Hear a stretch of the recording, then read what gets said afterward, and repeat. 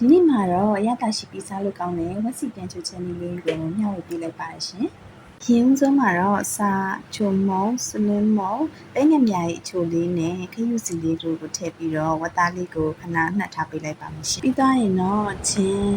ကျက်သွန်ဖြူကျက်သွန်မီတို့ကိုနုံနုံဆင်းထားပေးတဲ့အခါမှာတော့ကျက်သွန်ဖြူလေးတချို့ကိုတီးတန့်ထည့်ဖို့အတွက်ဖယ်ထားလိုက်ပါမယ်ရှင်။စီသက်ဖို့အတွက်ကိုတော့ထဲဦးတဲ့ကိုစီလေးထည့်ပြီးသွားတဲ့အခါမှာခုနနုံနုံဆင်းထားတဲ့ချင်းကျက်သွန်ဖြူကျက်သွန်မီလေးတွေနဲ့စမင်းမုံနည်းနည်းငယ်ကိုထည့်ပြီးတော့မှုတ်ပေးလိုက်ပါမယ်ရှင်